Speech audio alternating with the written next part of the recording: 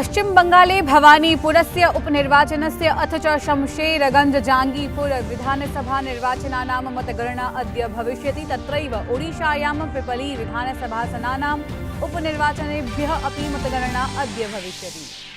त्रिशूल पर्वतारोहणावसरे हिमस्खलनकारणात् नौसैन्यबलस्य 5 पर्वतारोहिषु 4 शवाः प्राप्ताः। रक्षामन्त्री राजनाथ सिंहः, रक्षाप्रमुखः जनरल बिपिन रावतः च निधनम् अभिलक्ष्य शोकं प्रकटितवन्तौ। देशव्यापिनः सूच्यौषधाभियानस्य अन्तर्गतं राष्ट्रे 90 कोविड सूच्यौषधानि लाभार्थिभ्यः दत्तानि। गतदिने प्रायः 65,27,000 च सूच्यौषधानि जनेभ्यः दत्तानि।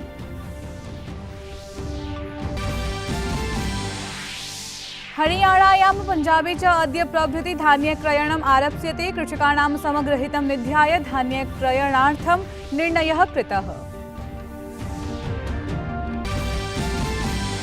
अपि च क्रीडावार्तासु IPL इति क्रिकेट स्पर्धा मालिकायां डेल्ही कैपिटल्स दलेन मुम्बई इंडियंस दलं 4 क्रीडकैः पराजितम्। अपरतः राजस्थानेन Chennai 7 क्रीडकैः पराजितम्।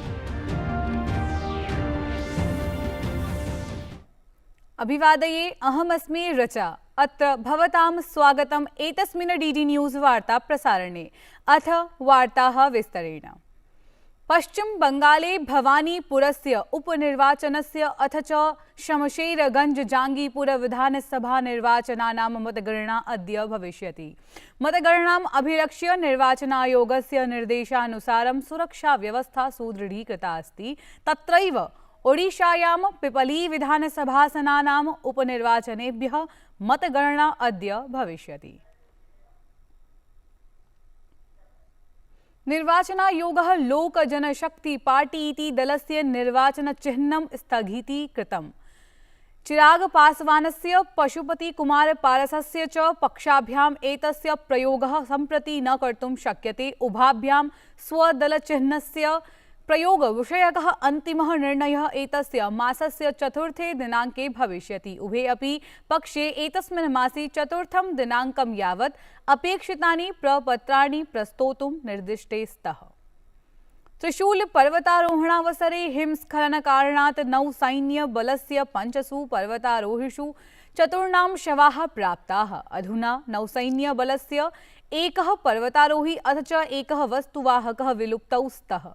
Lieutenant commander Rajnikant Yadav, lieutenant commander Yogesh Tiwari, lieutenant commander Anant Kukreti, MCPO2 Hariom च मृतकत्वेन अभिज्ञाताः सन्ति। रक्षाप्रमुखः जनरल बिपिन रावतः उक्तवान् यत् त्रिशूल पर्वतारोहणाभियानस्य अवसरे हिमस्खलनकारणात् 4 नौसैन्य पर्वतारोहिणां निधनस्य घटनाम् अभिलक्ष्य मदीयाः गभीराः संवेदनाः सन्ति।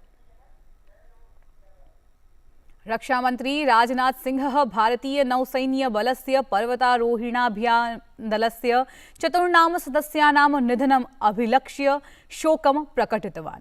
रक्षामंत्री ट्वीट माध्यमेन अवदत् यत् अस्यां दुर्घटनायां वीरसैनिकाः वीरगतिं प्राप्तवन्तः।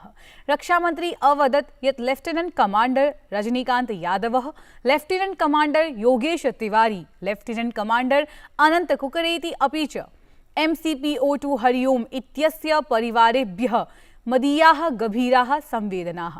सः उक्तवान् यत् दुःखस्य अस्यां स्थितौ तदीयाः संवेदनाः तेषां परिवारैः सह अस्ति।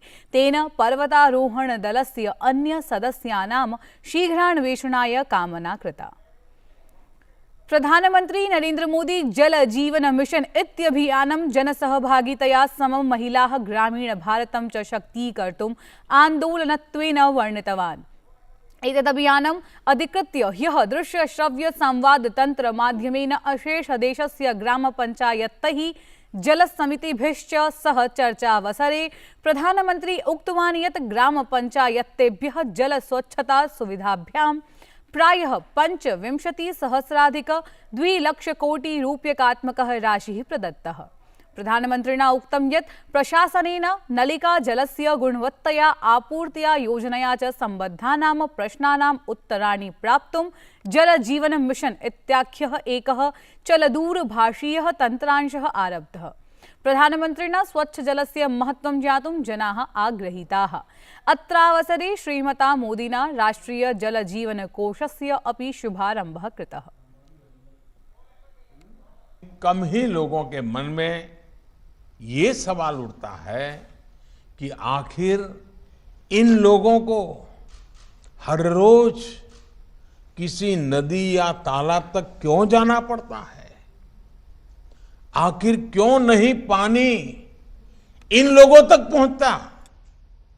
मैं समझता हूं जिन लोगों पर लंबे समय तक नीति निर्धारण की जिम्मेदारी थी, उन्हें यह सवाल खुद से जरूर पूछना चाहिए था, लेकिन ये सवाल पूछा नहीं गया, क्योंकि ये लोग जिन स्थानों पर रहे वहां पानी की इतनी दिक्कत उन्होंने देखी नहीं थी। ऐसे लोगों ने कभी गरीबी देखी ही नहीं थी, इसलिए गरीबी उनके लिए एक आकर्षण रही, लिटरेचर और बौद्धिक ज्ञान दिखाने का जरिया बन गई। इन लोगों में एक आदर्श गांव के प्रति मोह होना चाहिए था, लेकिन ये लोग गांव के अभावों को ही पसंद करते रहे।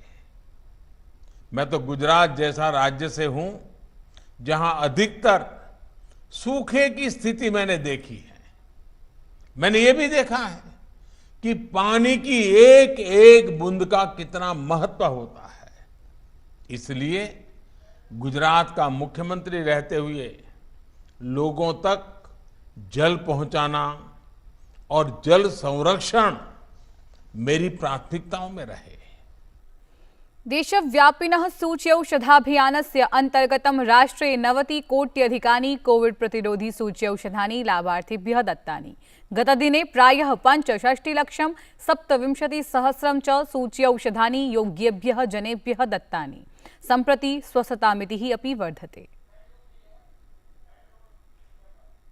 हरियाणायां पञ्जाबे च अद्य प्रभृति धान्यक्रयणम् आरप्स्यते। एतस्मिन् प्रसङ्गे खाद्य सार्वजनिक वितरण मन्त्रालये अवर सचिवः पञ्जाबस्य खाद्य नागरिकापूर्ति विभागीयाय अपर मुख्य सचिवाय हरियाणायाः खाद्य नागरिकापूर्ति विभागस्य प्रमुख सचिवाय च पत्रं लिखितवान्।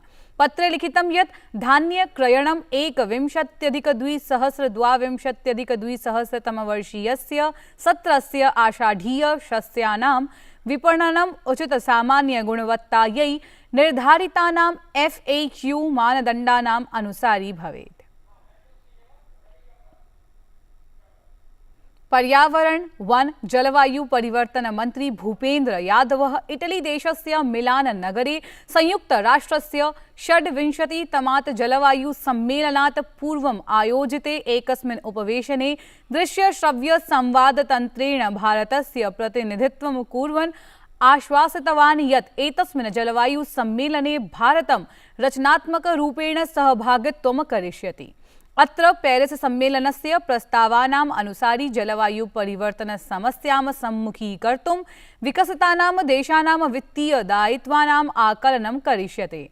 तेनोक्तं यत् भारतम् एतस्मिन् दशके जलवायु परिवर्तनम् अभिलक्ष्य कठोराणाम् उपायानां महत्त्वं सम्यक् जानाति। एवं प्रकारेण एतत् सुनिश्चितं भविष्यति यत् पेरिस सहमतेः अनुरूपं तापमानं लक्ष्यस्य अनुसारी विश्वम् एतस्य प्रभावानुकूलं चलेत्, अपि च क्षतिः अपि यथाशक्ति न्यूना भवेत्। श्री यादवः उक्तवान् यत् जलवायु परिवर्तनं प्रति अनुकूलनं देशस्य सर्वोच्च प्राथमिकतासु अन्यतमम् अस्ति।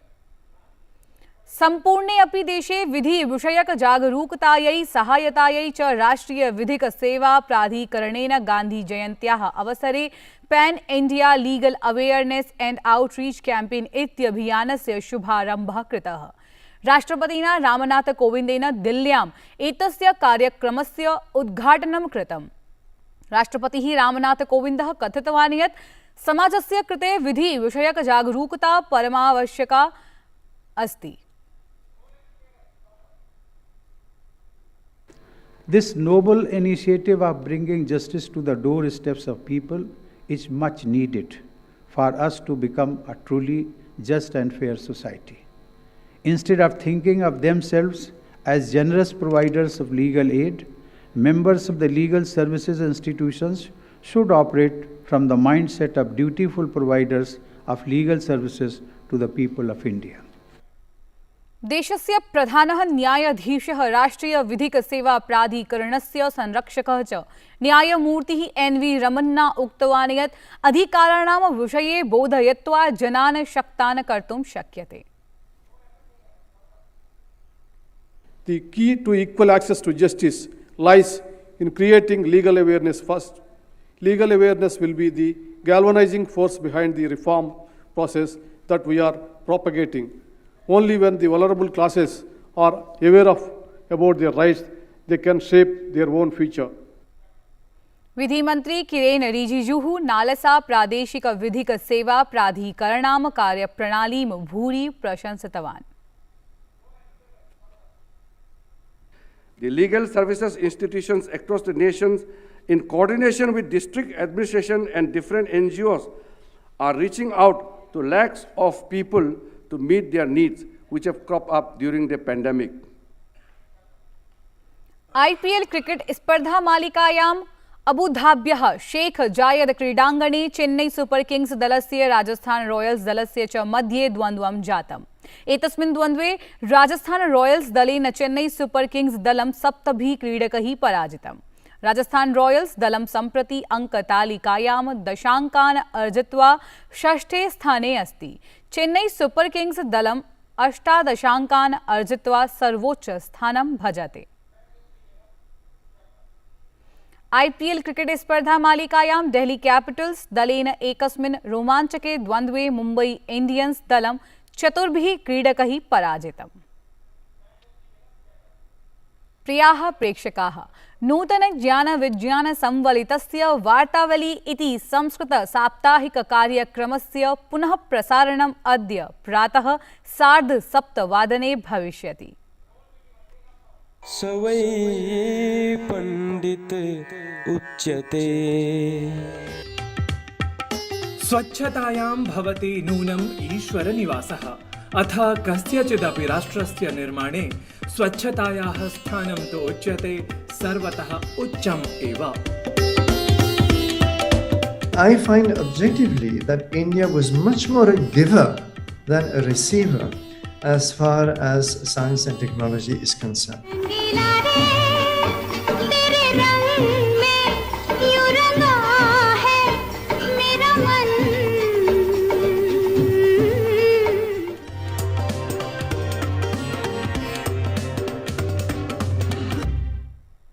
एतत् वार्ता संस्करणम् अधुना सम्पद्यते. अभिनववार्ताभिः सह पुनः उपस्थास्यामः. तावत् मङ्गलं भूयात्.